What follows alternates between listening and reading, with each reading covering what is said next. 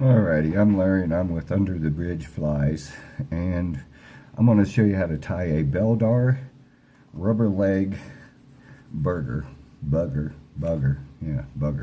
Anyway, I searched these on YouTube and I haven't seen a video about them yet, but these are not really easy flies to tie, so if you're a beginner, you might want to practice on some regular burgers with rubber legs first before you attempt this one, because it's kind of a difficult tie. But anyway, we got the Daiichi. This is a 2220 size 4. This is a 4X streamer hook in a size 4 and a large gold cone head already in the hook. Already in the vise rather, and I'm going to wrap it with some 030 lead to start off, because burgers, streamers, I always put lead in all of mine, unless somebody says they don't want it, but I don't know any fisherman that doesn't want their streamers and burgers and flies like this to not sink quickly. So, and we're going to be using a ultra thread UTC, and this is olive is what I'm using. This will be an olive fly, so we're just going to start it right behind that lead and build us up a little bump there so we can get rid of that tag in real quick, and then we're just going to stretch that forward and grab a hold of that lead and then go behind it again and pull forward. And what that's doing is just forcing that up into that cone and tightening that cone up real good and securing that lead as well. So, and we're just going to move it towards the back. Alright, the first thing we're going to put in is some, I got some blood quill marabou. You can use burger marabou or whatever you have for this. It's not really, this is just what I grabbed. I have both, but the blood quill, and what I'm doing is making it about a shank length as far as my tail goes, and just set it on there. And what we're going to do is we're just going to get that tied in and start moving it forward, and this is going to help with the transition between the lead and the actual hook. So I want to cut that off to about even with that lead there. That way it helps me get rid of that bump where that lead is, see there? And then we'll just move it back to the back again, and I stop about where the hook shank, the barb of the hook is. When I tie these for myself, or when I tie for Project Healing Waters, we remove the barbs on all of our hooks. When I tie them for customers, I don't do that. I leave that up to them, unless they request barbless hooks. Then I will get rid of the barbs on all the hooks, you know. But a lot of people want them barbs on, and you know, customer's always right? Anyway, so the next thing I'm using is some Hairline Crystal Flash. And this is bonefish tan. The colors on these flies can be pretty much, you know, I mean, use your imagination, whatever you think the fish is going to like. I know black and yellow is really, you know, it makes a really nice fly. I got some pictures on my page, Facebook there, with the black and the yellow body, and that's a real nice fly. But like I said, you can see how I'm holding that to this side and just getting around that. And then I got my heater on right next to me because it's cold in this basement and it's blowing my stuff all over the place, as you can see. But then I just divide them up, one top, you know, over the top and the bottom of the shank, and see that I'll spread those out to where they're not just all in one clumped area. And we'll just tie that down, grab a hold of that, and any really long pieces you can snip off, but that just gives us a little bit of flash in it, and fish like flash. So alright, so we got that in. Now the next thing that we're going to stick in there is our chenille, and we're actually using cactus chenille, and this is a medium olive, hairline product again. This is really good cactus chenille. If you haven't tried this, get you some of this. I mean, it's got the flash. It's really nice.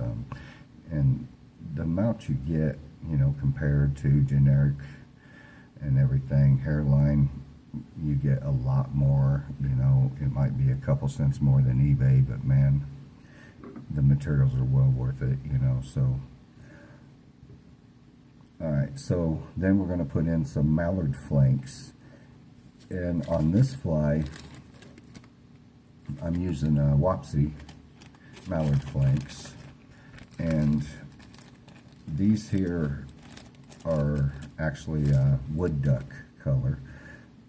I did some with white already, and like I said, you can switch these up, and you know, but what I'm doing is I'm taking it by the top of the feather, and see how I'm pulling that back. So I'm going to tie in from the top, and when I tie this in, I want the curve of the feather to be pointing, you know, back. So I kind of hold that kind of sideways, and that's going to get me started in the right direction already. So we get that tip tied in, and you can just tie that all the way back. Alright, so now I'm going to leave my thread about a quarter up, so 3/4 of the length, and we're just going to wrap our chenille around that a couple times here. And this is where we're going to start getting difficult, because, and go ahead and capture that, but you want to leave that in there. Alright, so then you're going to take that mallard flank, and you're going to go ahead and wrap that around. And if you have any, I'm using hackle pliers, and these are some new hackle pliers. A guy at the Project Tilling Waters that came in and volunteered, he gave me these. I've never seen them before, and these things work great. So if you can get a hold of these hackle pliers here, I'd suggest getting you a pair. It's probably the best pair I've ever used. So, but we're just going to wrap that mallard flank, and we're going to get it up there to where our chenille is, and just tie it off.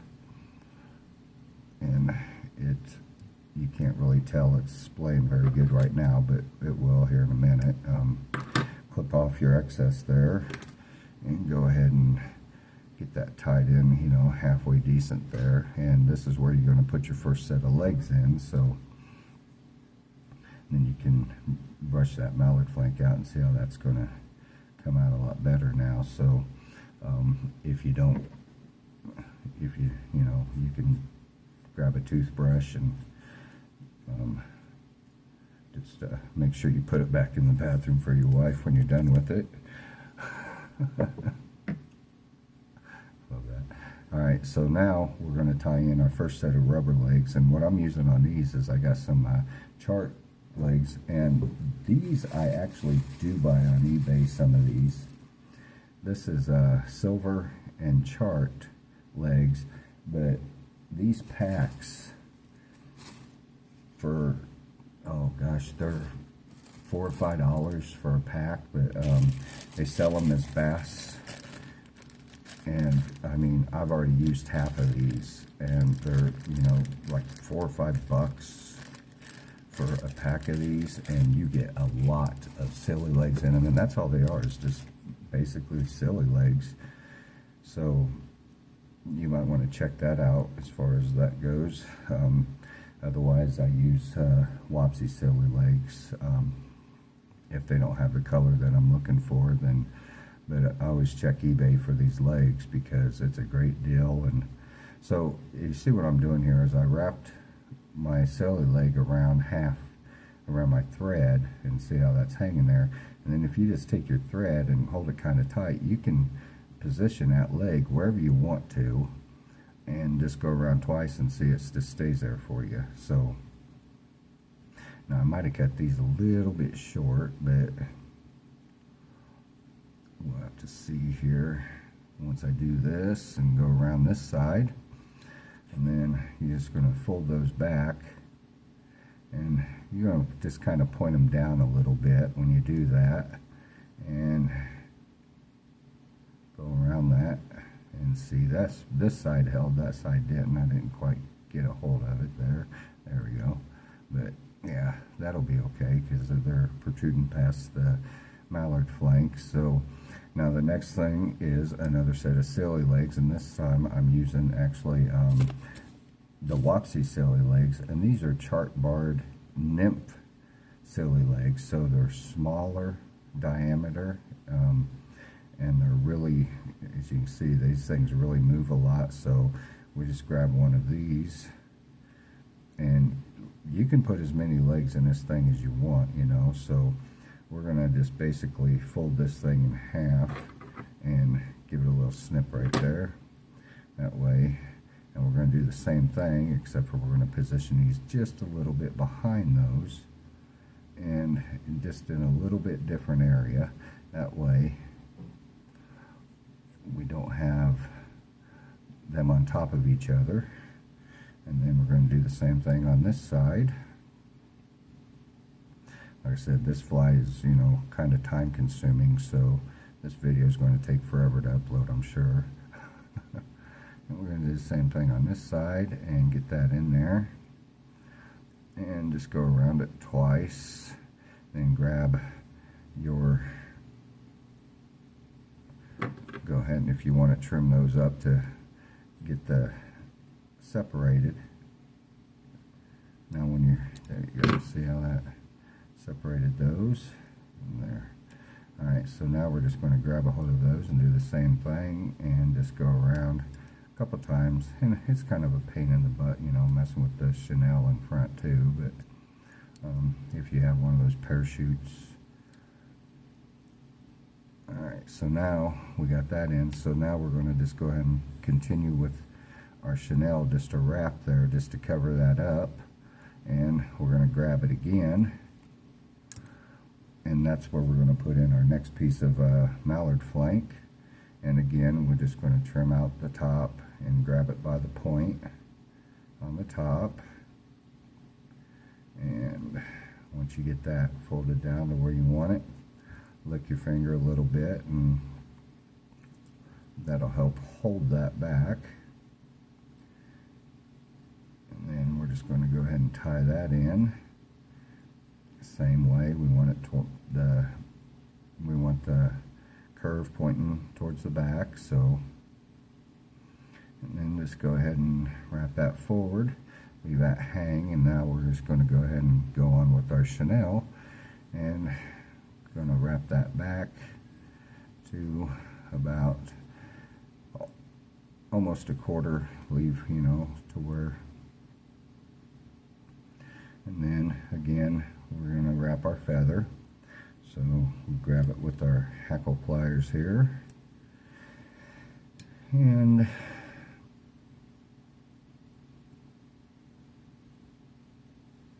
let's go ahead and start wrapping that feather. And this one here is a little bit longer than the last one, the first one I put in, so the feathers, as you can see, is going to go back towards the back more. And once you get up to your chenille, you can untangle your chenille from your thread, because that is going to happen. And just grab a hold of that stem there. And once you get that stem captured, my light fell, so I duct tape my light out of the way. I use a magnifying glass light to tie my flies because, you know, I'm blind and stuff. I mean, it's blind and stuff. And you find that stem and get rid of it. Now we're just going to wrap that chenille right there, and again we're going to do the same thing. Just one wrap with the chenille, capture it again, and all that's doing is just hiding, you know, all of this mallard feather out of, you know, the stem and the tie off and stuff. So, and then we're just going to go forward just a little bit, and again we're going to do the same thing with the legs, except for this time, because they're a little bit longer legs, or a little bit longer area to cover, I'm actually just going to put them in and tie these two right here on the side. if I can catch both of them. And you see I got those kind of pointing up, and wrap around there a couple times, and then we're going to do the same thing. And you can make these legs as long as you want. It's, you know, personal preference, you know. Some guys that buy flies from me, you know, they want these legs long and they want them, a lot of them. You know, other guys, you know, they just don't care. So once you get that front one in, you're going to go back around with your chenille again, capture that, and then we want to get another mallard flank in here. And again, you know, you want a little bit longer than the last one that you put in. So I usually just dump mine out, and there we go. There's a nice one right there. And I just trim off the fuzzies off the back of that and get rid of that because you don't need those on there. And we're just going to take that and do the same as we did before. A lot of guys that make these videos fast forward all these repeating steps, but I don't know how to do that, and I don't think I want to know how to do that because I can't stand it, because I can't keep up with them. You know, they say, all right, now we're going to do this over and over again, and then they fast forward through all that, and then I get lost and have to rewind, pause, stop, and everything. So but like I said, there is no video on this one. So all right, once you get that in, we're just going to take another wrap around, capture it, and by now you should be almost right behind your beads. So now we're going to take our silly legs here, and this time we're going to put in a little bit more and a little bit longer. So I'm taking actually 2 of them, and we're just going to fold those in half and put them in right on the side, just like so. And we're going to do that twice, and you see I only wrap that once, and you can see how that's holding there. So if you get in the habit of putting your legs on like this, like I said, it's really simple. Just grab them, grab your thread, fold the silly leg around the thread, you know, right in half there, and you can see I'm just holding that. And then when you put it up in there, you just, you know, make sure you hold your thread, you know, halfway tight. And then once you go around that thing, see how there, and then all I'm going to do is wrap around a couple times and make sure I got those captured, and they're all pointing towards the back now, so all good to go. That's the most efficient way to put those silly legs in, to where they're going to stay in place for you and they're going to hold right there. They really can't go nowhere. So now we're just going to go ahead and wrap some more chenille. And when you're wrapping this up by this cone head, kind of pull it. See how I'm pulling it forward? That's forcing that up underneath that cone head. It's what I'm doing. And you know, that way we'll get that filled in there. And then once you do that, capture it. And same thing, if you pull forward, you see how that just pulled it up, sucked it up in there. So if you can get your thread up underneath that cone, trim that chenille off. But if you can get your thread up underneath that cone and pull forward and kind of keep that tight, and that's forcing it up inside that cone head, so you won't be able to see that. Now I'm going to take all of these silly legs, and we're just going to measure them to almost the back of the fly, you see there, and clip that off. Now we'll take our hackle pliers and grab a hold of that hackle right there, just the hackle.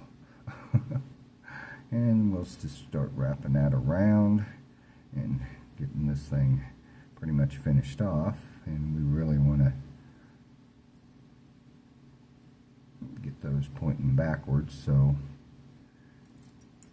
that thread out. Oops, I just dropped the ball there. That was my fault. I squeezed them open. Try not to squeeze your hackle pliers open as you're wrapping, and you can kind of pull that tight, but make sure you get behind those hackles when you start to tie off that stem, and make sure you get underneath that cone as well. We'll make a couple wraps around that, and you see I don't have a lot of thread out there, so I can really work I can work my fly a lot better and get it in position where I want it a lot better. If you don't have a bunch of thread hanging out, you know, I mean, if I got my thread up here, I gotta, you know, to really work at it, but I keep my thread kind of close on these, you know, so I can really get in there and force that behind that thread, and see the edge of my stem that I just cut off from this side is forced up underneath that bead as well. And when you're all said and done, you just take and give it a couple little twists like that, and it forces it all. So you really shouldn't be able to see the thread or anything when you're done with these flies, especially anything you're doing with the woolly booger, unless you're supposed to see the thread. If you do it like this, then you won't see the thread, and everything will be hidden, and you'll have a nice clean fly. And I mean, I don't know if the fish give a crap, you know, but I do. So I'm just going to throw some whip finishes around that real quick, and that one there just snuck in front of me right at the last second, so we're just going to go ahead and capture that one again and get him back into place, and go ahead and throw another whip finish around. Of course, I whip finish, you know, my flies twice anyway, so it just makes for a better fly. And this videos, I mean, that I show on this series, you know, how I tie all my flies, you know, it doesn't matter if it's on video or whatever, you know, we want to make sure that we're giving everybody a good quality fly, so everything is done just like I show you. Practice what we preach, right?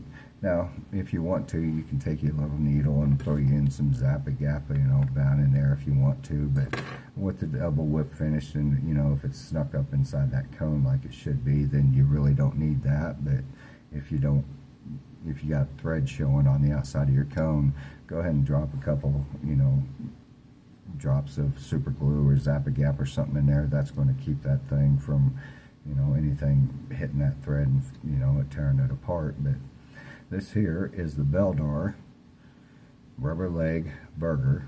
Now, if you Google Beldar, you know what you're going to come up with is a whole lot of stuff about the cone heads. It's a true story.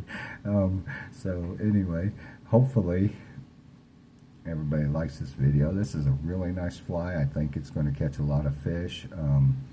Looks really good. So if you tie this thing and have any success, tag me on Facebook. Under the Bridge Flies is, you know, my Facebook page, and of course you can always send me a friend request, you know, on my personal page. And if you need to buy some flies, get a hold of me. We're having some great Christmas specials right now, you know, for fly boxes and for boat boxes full of streamers or whatever you want in them. So anyway, give me a holler. I hope you enjoy this fly tying. Like I said, this is a little bit of a complicated fly, but practice makes perfect, right? And but give it a shot.